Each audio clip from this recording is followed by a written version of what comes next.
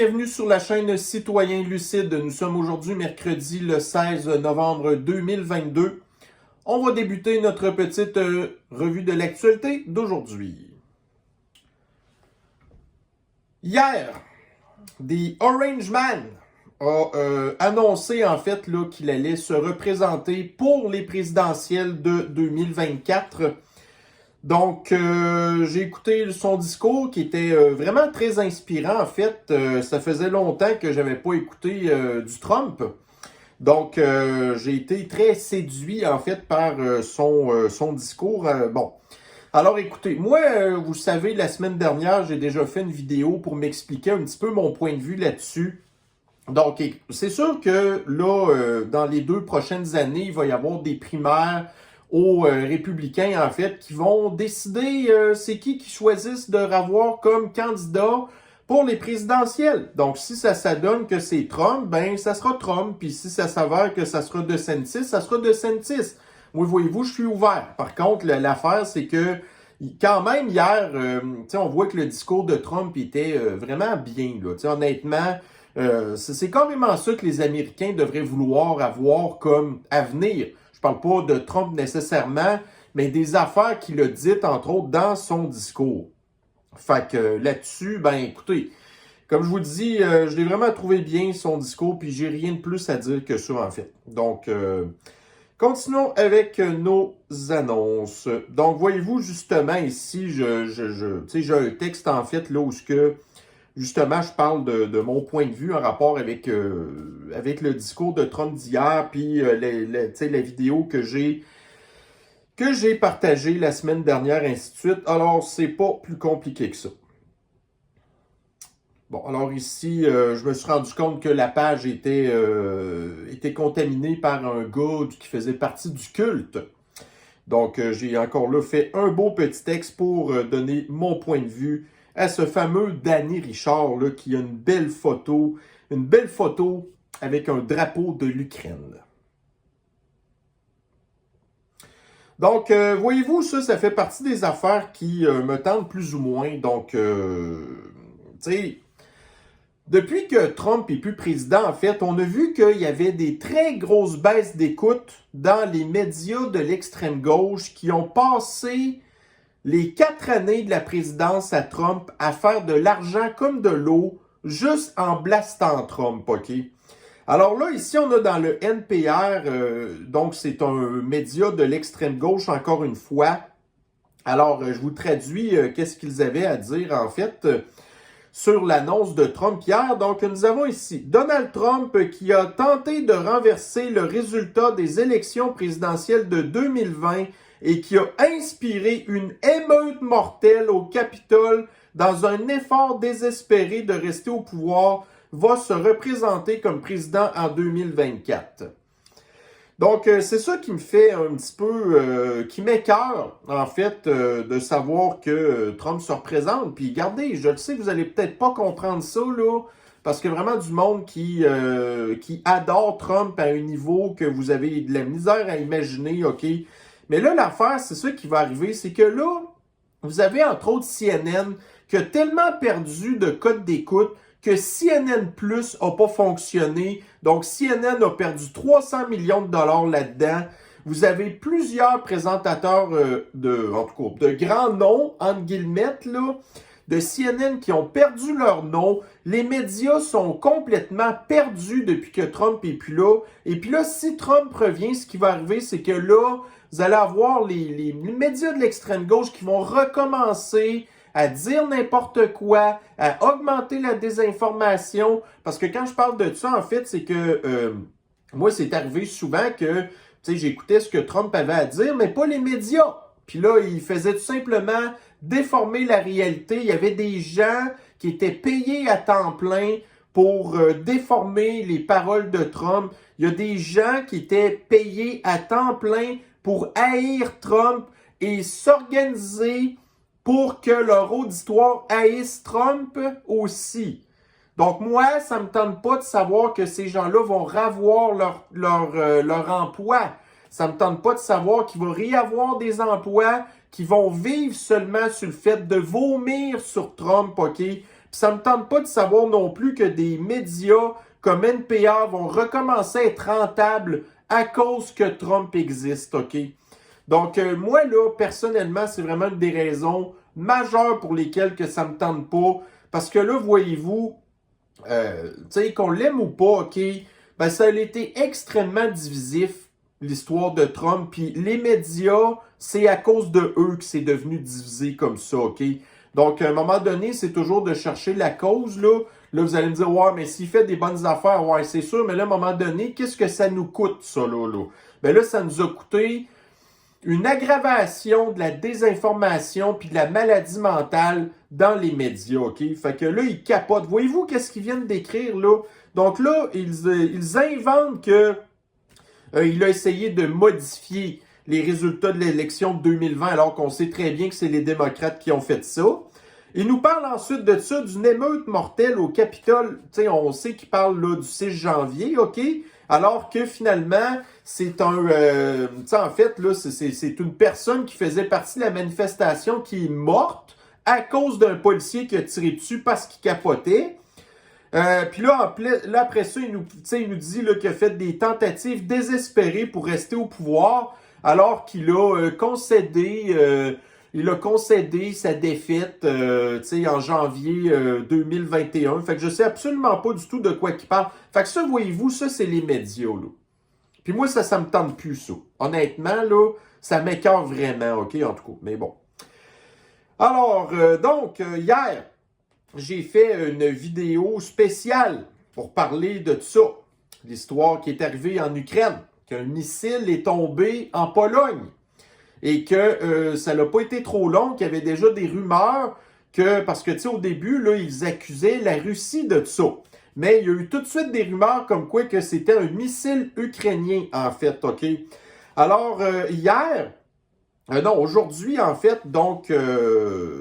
OK, donc, voyez-vous, dans l'AFP, encore là, ça, c'est une agence de presse de l'extrême gauche, OK? Alors, vous avez ici Biden qui disait qu'ils allaient, bon, du coup, tu sais, figure out, c'est-à-dire vérifier un petit peu qu'est-ce qui s'était passé en Pologne, OK? Et un petit peu plus tard, donc, on apprend que les États-Unis et leurs alliés allaient encore là faire une enquête sur, tu sais, l'attaque, là, en fait, oui, l'attaque qui est arrivée en Pologne, avant de décider quelles seraient les prochaines étapes. Avec le président Biden, qui lui, c'est pas lui qui décide, hein, il se fait dire qu'est-ce qu'il doit penser. Donc, le président Biden qui a dit que c'était très improbable que le missile avait été tiré par la Russie. Donc, ça en revient à la vidéo que je vous disais hier, avec l'histoire du missile S-300. En tout cas, mais moi, ce qui m'a beaucoup surpris, c'est que premièrement, ils se sont calmés une heure assez rapidement. Puis après ça, c'est que en moins de 24 heures, qu'ils aient dit la vérité, c'est extrêmement surprenant. Et voyez-vous, même la France, donc Macroute, qui disait là qu'on devait prendre avec extrême précaution l'origine, en fait, là, du missile qui était tombé sur la tête là, d'un État membre de l'OTAN, qu'il y avait plusieurs pays, en fait, qui avaient ce type de missile, mais en fait, c'est pas mal juste l'Ukraine qui lui en reste, là, et que d'identifier le type de missile n'allait pas nécessairement aider à identifier qui est vraiment derrière ça. Donc, plus que ça allait, plus qu'on s'est rendu compte que c'était vraiment l'Ukraine qui était en arrière de ça. Donc, vous avez ici, par contre, encore ce matin, Zelensky qui dit que le missile, c'est un missile russe. Tout le monde le sait que c'est un missile ukrainien. Puis vous avez encore le corrompu de Zelensky qui continue à dire que c'est un missile russe. Mais lui, j'ai pas fini d'en parler aujourd'hui, là. Donc, il dit qu'il n'a absolument aucun doute que ce n'est pas leur missile. Il pense que c'est un missile russe, basé selon leur rapport militaire. Qu'on peut vraiment faire confiance au rapport militaire de l'Ukraine, qui est une vraie parodie. OK? Et nous avons ici France 24. Absolument rien n'indique qu'il s'agisse d'une attaque contre la Pologne, a déclaré le président polonais. Vous rappelez-vous ça, lui, c'est hier, là, le chien enragé, là, que tout le monde est en train de retenir parce que lui, ce qu'il voulait hier, c'était la Troisième Guerre mondiale. Là, vous avez aujourd'hui le même gars qui vient dire que c'était pas une attaque contre la Pologne. On se rend compte que c'est l'Ukraine qui a fait ça. Lui, il était prêt à faire la Troisième Guerre mondiale contre la Russie, mais là, les mêmes 2 morts. Donc, il faut se rappeler qu'il y a quand même 2 morts, qu'il y a eu des Polonais qui sont morts à cause qu'un missile leur est tombé sur la tête. Donc, vous aviez le chien enragé de président polonais hier qui était prêt à faire la Troisième Guerre mondiale. Mais là, les mêmes 2 Polonais sont morts. C'est un missile ukrainien qui leur est tombé sur la tête. Puis là, tout d'un coup, là, les mêmes 2 morts ne veulent plus rien dire. Donc, l'Ukraine, doit-on rappeler qu'elle n'est pas membre de l'OTAN et que si un pays membre de l'OTAN est attaqué par un pays qui n'est pas membre de l'OTAN, tous les pays membres de l'OTAN doivent défendre le pays membre de l'OTAN. Donc, qu'est-ce que les pays membres de l'OTAN attendent pour attaquer l'Ukraine, qui a attaqué un pays membre de l'OTAN? Tu sais, vous comprenez l'histoire, là? Mais non. Parce qu'on préfère plutôt encourager un gars qui fait de la corruption, voler l'argent de l'Occident, tuer du monde sans raison, après ça, faire des faux rapports, continuer à dire des mensonges, mais l'argent continue à rentrer. Notre argent, en plus. Donc, ici, fait que là, on vient d'en parler un petit peu des prochaines élections, en fait, présidentielles qui vont avoir lieu en 2024. Donc, hier, j'ai écouté un podcast qui a fait remarquer quelque chose d'un petit peu drôle, un petit peu ironique, si on peut dire. Donc, les prochaines élections américaines vont avoir lieu le 5 novembre 2024. Donc, pour les gens qui sont très amateurs de films et qui, en tout cas, moi, c'est un de mes films cultes, en fait, là, le film V pour Vendetta. Alors, on se rappelle qu'à la fin du film, vous avez toute la population, en fait, qui se retrouve sur la place centrale avec le fameux masque de V, en fait. Et, bon, là, après ça, on sait que le Parlement qui pète, là, on parle pas de ça. Mais l'affaire, c'est que ce rassemblement-là avait lieu dans le film le 5 novembre. Donc, le 5 novembre, dans le film, le peuple se soulevait contre la tyrannie. Donc, quand ça va faire 4 ans que le peuple américain en aura eu assez de la tyrannie des démocrates, bon, peut-être qu'ils vont avoir envie d'essayer d'autres choses. Mais là, écoutez, ça fait quand même 2 ans qu'on a des faux espoirs, on a été déçus aux midterms, quoique là, c'est confirmé vraiment que les républicains ont repris la Chambre des représentants, la House en fait, là. Fait que ça, c'est quand même une bonne affaire parce que ça, là, ça va être incroyable comment ça va foutre des bâtons dans les roues dans les démocrates pour les 2 prochaines années. Donc, habituellement, on reprochait ça, que ce soit aux démocrates ou aux républicains, que quand ils ont des chambres en bout de ligne, ben, aux midterms, après ça, ils font tout bloquer les affaires. Donc, Trump, d'ailleurs, lui, les 2 dernières années de son mandat, ben, il s'est fait bloquer tout le temps parce qu'il avait perdu la Chambre des représentants, puis le Sénat, je suis pas certain. Mais en tout cas, voyez-vous, donc, automatiquement, au midterm, vous avez l'autre parti qui bloque tout le temps qu'est-ce que le président fait, OK? Quand que c'est pas leur président, d'ailleurs. Alors, en tout cas, donc, quand les Américains en auront assez, peut-être que le 5 novembre 2024, nous aurons un soulèvement pacifique du peuple. Parce que, voyez-vous, dans le film V pour Vendetta, ben, les gens portaient tout un masque, puis il n'y a absolument aucune violence. Du peuple, en tout cas. Bon. Alors, ici, donc, nous avions entendu parler que, en tout cas, donc, Fasciste Legault exclut le retour de la guenille obligatoire. OK? Donc, ça, c'était paru hier soir assez tard. Et je peux vous confirmer qu'on l'a vu tantôt, là, il n'y aura pas de guenille obligatoire, mais j'ai une autre publication qui va en parler. Donc, si on apprend dans le monde, en Afrique, l'exploitation des énergies fossiles reste massivement destinée aux besoins de l'Occident. Donc, qu'est-ce que ça veut dire? Ça veut dire que les pays étrangers envoient de l'argent aux pays africains. Donc, on parle ici beaucoup du Nigeria, que ça, en fait, pour eux, ça fait partie de leur balance commerciale. Donc, des capitaux de l'étranger qui rentrent chez eux. Ça, c'est juste bon pour leur économie. C'est bon pour le peuple nigérien. Alors, c'est quoi le problème? Donc, le Nigeria a des ressources, il les vend d'autres, puis il fait de l'argent avec. C'est bien correct, ça.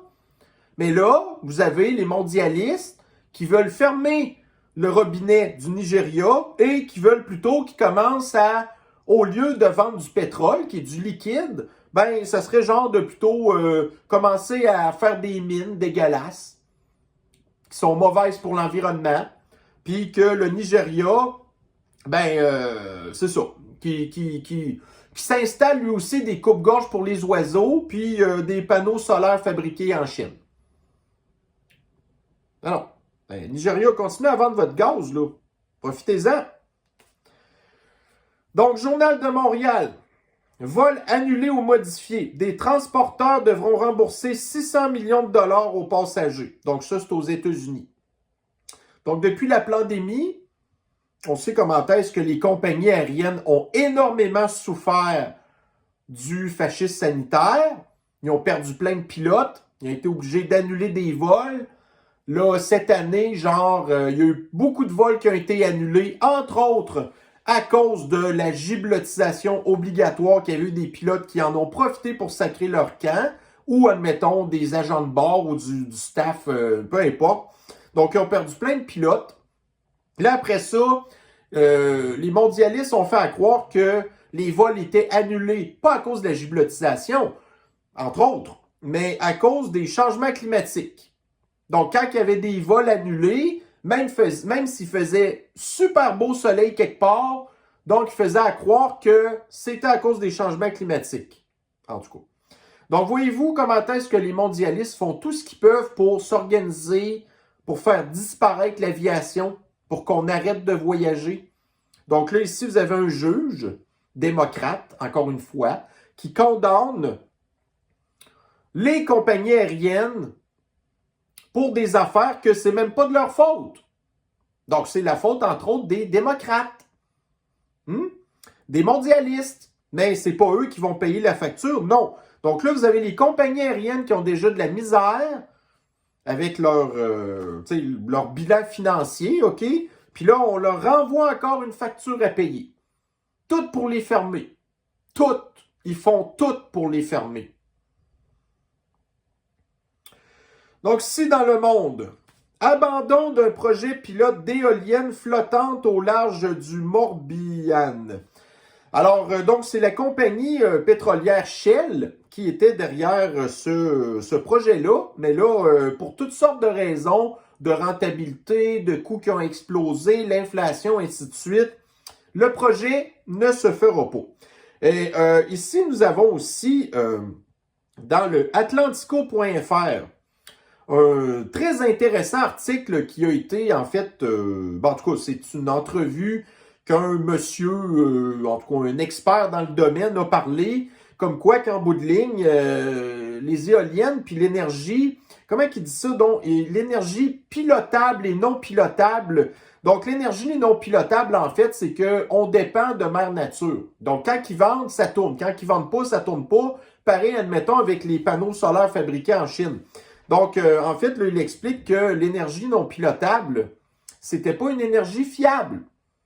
Parce que comparativement à la pilotable, qu'on peut jouer avec la manette, que ça nous tente, on a besoin plus d'électricité, mais plus de gaz, ou met plus d'eau dans le barrage hydroélectrique, ou peu importe, ou l'énergie nucléaire qui est tout le temps stable. Mais là, l'énergie non pilotable, on ne peut rien faire avec ça. Mais vous avez encore une fois les mondialistes qui continuent de s'acharner, de nous faire croire que c'est ça qui va sauver la planète. L'énergie pas fiable. Ouais. Ensuite de ça, donc vous vous souvenez d'André Boisclair? Tu sais, quand on parlait de Zelensky tantôt, qui a une grosse consommation à la poudre, ben André Boisclair, c'en était un poudré, ça aussi. Alors, le gars, il est en prison, mais ça a l'air qu'il se prend pour un autre. Encore. Fait qu'il faut croire que nos prisons, c'est pas tant pire qu'on nous fait croire que c'est. Parce que si le gars, sa vie est en danger, il se conduirait pas encore comme une espèce de petit... en tout cas, de petit gars qui devrait normalement longer les murs. Ici, la presse. Le vote par Internet envisagé à Montréal. Donc, il n'y a pas encore assez de fraude électorale. Il faut qu'on rajoute le vote Internet à Montréal pour continuer d'élire une mairesse qui n'a pas toute sa tête du tout, qui est ultra extrême gauchiste, mondialiste au bout, en plus qui est enverdeuse. Fait que c'est ça. Donc, on va lui donner toutes les chances possibles pour continuer de rester au pouvoir avec le vote Internet. Les affaires. Donc, l'économie québécoise, l'économie chinadienne, donc l'économie kakistanaise plutôt, et l'économie chinadienne. Donc, nous avons ici le taux de propriété baisse pour une première fois au Québec. C'est sûr, les gens n'ont plus d'argent. Donc, la hausse des maisons, la hausse du prix des maisons et la hausse des taux d'intérêt, le taux d'endettement qui n'arrête pas de monter, l'inflation, et ainsi de suite. Comment vous voulez que les gens soient capables de s'acheter des maisons? En plus de la pénurie. Donc là, il n'y en a plus de maisons disponibles, genre. Il en manque.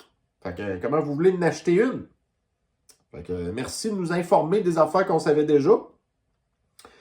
La presse. Ottawa annonce l'importation de grandes quantités d'analgésiques. Donc pénurie de médicaments pour les enfants.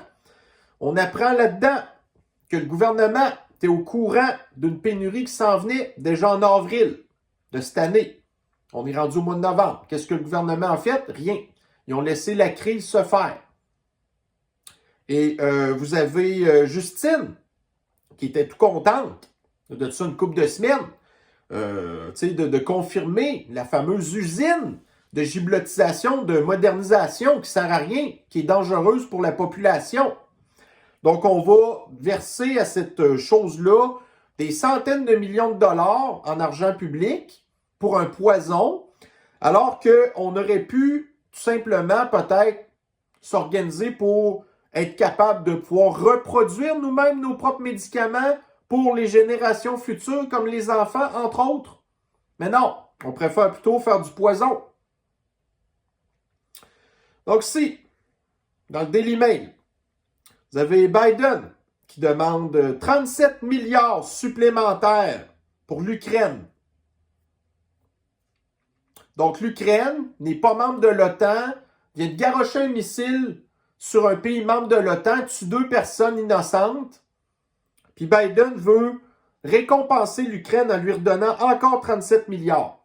Ce qui va ramener à plus de 100 milliards de dollars en moins d'1 an l'argent qui a été envoyé à ces gens-là.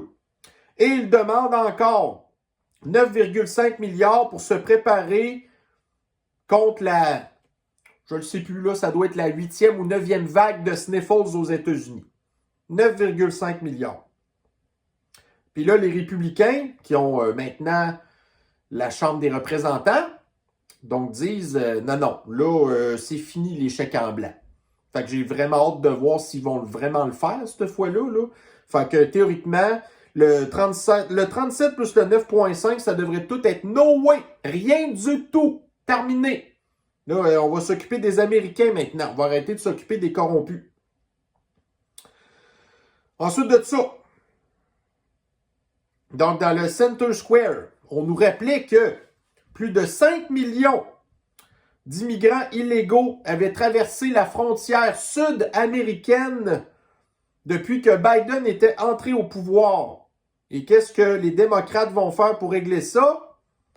Donc, ils vont enlever toutes les mesures pour avoir à ce que, si, admettons, vous avez des immigrants illégaux, que vous pouvez les retourner automatiquement chez eux. Donc là, vous avez un juge démocrate ici de Washington en plus. Washington, qui pourtant, la mairesse de Washington, quand que vous aviez l'État du Texas, entre autres, qui avait envoyé des autobus de migrants illégaux à Washington, ben, vous aviez la mairesse de Washington qui s'était plainte puis qui avait déclaré l'état d'urgence à cause d'une couple d'autobus de migrants illégaux dans sa ville. Puis elle disait, oh, on n'a pas de place pour ça. Fait que là, vous avez un juge de Washington qui vient de dire, non, non, continuez de laisser les portes grandes ouvertes à la frontière. Donc, j'espère que les républicains, donc que ce soit la Floride ou le Texas, ainsi de suite, vont continuer d'envoyer des foules et des foules d'autobus remplis de migrants illégaux à Washington. Bon, alors ici, donc, vous savez, en Indonésie, il y a un gros party de mondialistes, là. Pendant que nous, il neige ici, là, puis qu'il fait fret, ben, vous avez Justine et ses amis qui sont en Indonésie. Est-ce que vous voyez sur la photo à gauche, donc Klaus Schwab? Donc, vous avez pourtant, normalement, ça, là, c'est supposé être là, un rassemblement de gouvernement qui va là. Donc, Klaus Schwab, lui, il n'est pas élu nulle part. Il ne fait pas partie d'aucun gouvernement. Qu'est-ce qu'il fait dans une rencontre de gouvernement? Et en plus, voyez-vous, vous savez, en Indonésie, c'est comme la mode d'avoir des espèces de chemises hawaïennes. Mais là, vous avez Justine, vous avez Sunak, qui est le premier ministre du Royaume-Uni, et vous avez Klaus Schwab, qui ont tous les trois une chemise de la même couleur.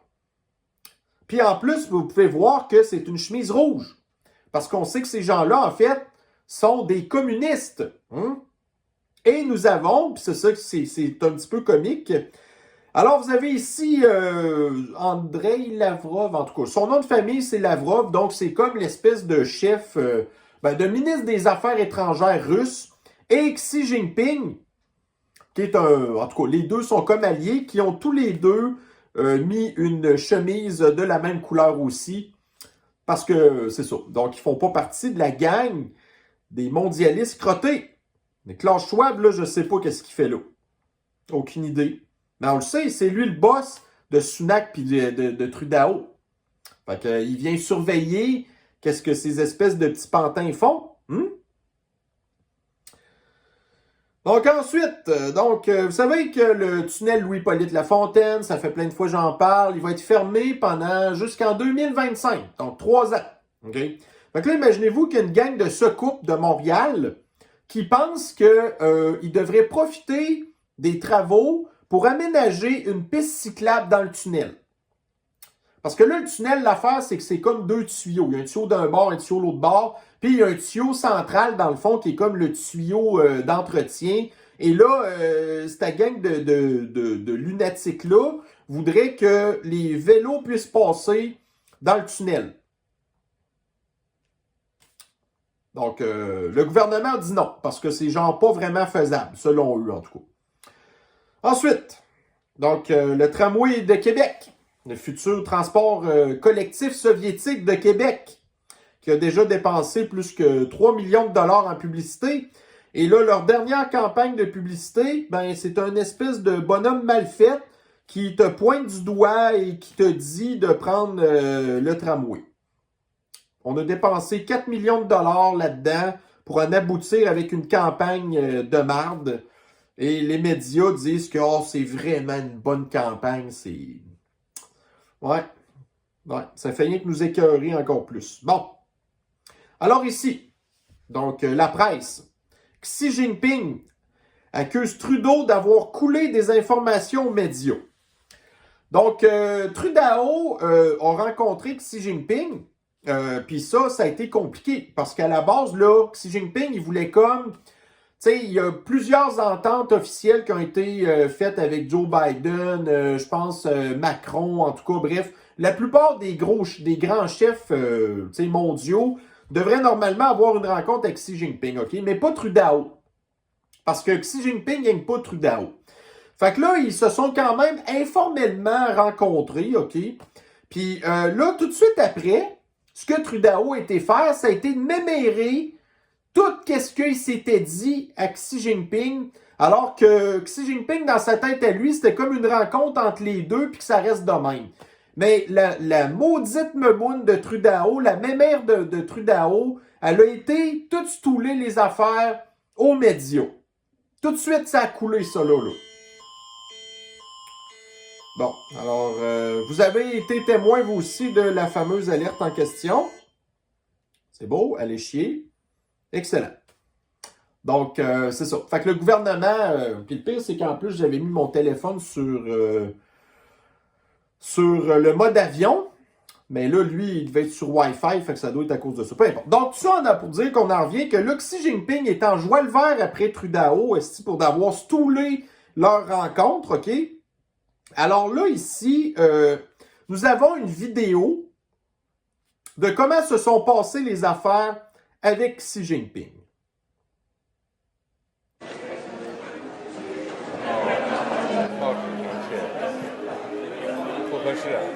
Donc là, Xi Jinping est en train de dire, en fait, à Trudeau qu'il n'est pas content.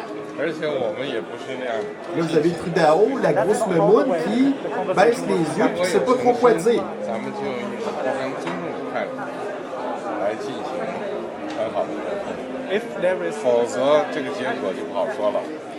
Donc là, vous avez Trudeau qui sort encore son espèce de cassette tout le temps et Xi Jinping s'en calisse complètement. Il ne regarde même pas Trudeau parce qu'il l'aime pas pantoute. Donc encore une fois, Xi Jinping lui dit « Bon, OK, bye-bye ». Et vous avez Trudeau toute seule qui s'en va avec un balai dans le cul. Puis on ne sait pas trop ce qui s'en va d'ailleurs. Alors ça, c'est notre leader. Ça, c'est le leader du Canada. C'est vraiment hot, hein, pareil, d'avoir un gars de même. Alors, c'est ça. Donc, ça, c'était comique. Ensuite de ça, donc, parlant encore de la Chine. Donc, il y a toujours encore la politique de la zéro sniffles en Chine. Mais là, vous avez ici, puis ça, c'est pas la première fois qu'on vous voit des vidéos comme ça. Donc, les gens blancs, qui sont les espèces de polices, les polices là, du fascisme sanitaire, qui frappent à coups de pied et à coups de poing des personnes. Mais là, voyez-vous, c'est la première fois qu'on entend parler que des gens comme ça ont été arrêtés en rapport du fait qu'ils ont frappé du monde, à cause qu'il y avait une vidéo qui avait été prise d'eux. Mais là, l'affaire, c'est que ça, des trucs de même, c'est arrivé des milliers de fois, là, qu'il y a des civils innocents qui ont été agressés. Fait que ça va en prendre plus qu'une batch là, pour... En fait, il faudrait arrêter le gouvernement au complet. Là. Donc, si The Epoch Times, voyez-vous, ça, là, c'est incroyable. Donc, regardez, là. Vous avez les États-Unis qui vont donner aux Philippines 66 millions de dollars pour la construction d'une base militaire. L'impérialiste américain, démocrate, qui continue à envahir les pays étrangers, qui continuent à installer leurs militaires à eux sur place, puis que c'est eux qui décident, puis que les pays n'ont pas leur mot à dire, là. Mais là, les Philippines sont contents, 66 millions de dollars. Puis après ça, les Philippines, tu sais, je veux dire, c'est dans l'Asie, ça, là. OK? Fait que là, les Chinois vont être fâchés. Donc, écoutez, les Chinois sont pas mieux, là, tu sais, ils ont même fait des îles artificielles, OK? Fait que, en fait, mais là, tu sais, on voudrait normalement faire baisser les tensions là-dedans. Ben, qu'est-ce que les Américains font? Ils envahissent un pays étranger pour mettre leurs soldats à eux. C'est ça qu'ils font. Donc, ici, TF1 Info. Donc, la France, c'est quasiment 70 millions d'habitants, ça. Ils sont responsables de 1% des émissions mondiales de CO2. Donc, à peu près l'équivalent du Canada, parce que nous aussi, c'est environ 1%. Et pourtant, les Français doivent arrêter de vivre. 70% de la classe moyenne française doit disparaître pour sauver la planète pour 1% d'émissions de gaz à effet de serre. Le CO2 que la planète a besoin. Mais les mondialistes puis les apocalyptiens du climat considèrent que la planète n'a pas besoin de l'humanité, donc c'est la raison pour laquelle ils veulent la faire disparaître. Ensuite de ça, donc voyez-vous, ça c'est une mise à jour dans le Journal de Montréal. Donc virus respiratoire, Le port de la guenille recommandé pour tous, sauf à l'école. Donc, qu'est-ce que ça veut dire? Ça veut dire que le gouvernement s'est rendu compte que la guenille, c'était pas bon pour les enfants parce que ça les rend malades. OK? Donc, ils disent, on la recommande pas, la guenille, aux enfants parce que ça les rend malades. Par contre, on la recommande au reste de la population. Donc, il va falloir m'expliquer la science qui fait que ce qui est dangereux pour les enfants n'est pas dangereux pour nous. Mais encore là, ça, c'est la science du Kakistan. OK? En tout cas, tant mieux, au moins, il n'y a pas d'obligation pour l'instant. OK, là, voyez-vous, ça, c'est un article que j'avais partagé, je pense, hier soir, Le Monde. L'Indonésie obtient 20 milliards de dollars pour réduire sa dépendance au charbon. Donc, encore une fois, les mondialistes donnent 20 milliards de dollars à l'Indonésie pour s'acheter des coupes-gorges et des panneaux solaires fabriqués en Chine qui, en bout de ligne, leur donneront pas le même rendement énergétique que leurs centrales thermiques qu'ils ont présentement. Donc, l'Indonésie reçoit un beau cadeau, empoisonné en bout de ligne, OK?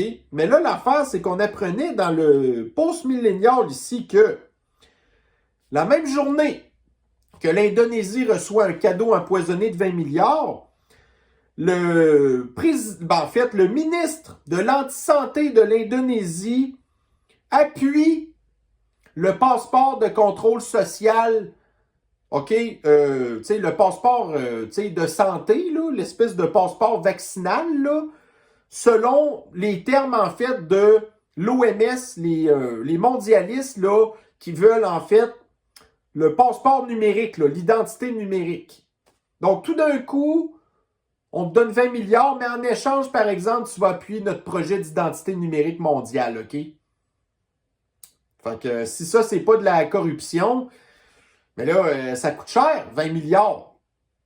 C'est beaucoup, beaucoup de corruption, ça, là. Alors bon, là, on l'a vu justement ici, l'espèce d'alerte qu'il y a eu à 13h55.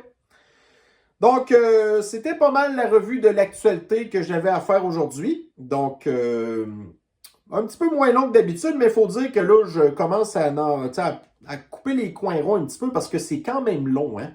Mais voyez-vous, à tous les jours, on a quand même suffisamment de contenu pour justifier le fait de faire nos petites capsules. Donc, je vais vous souhaiter une bonne fin de journée et on se revoit très bientôt. Bonne fin de journée à vous. Bye bye.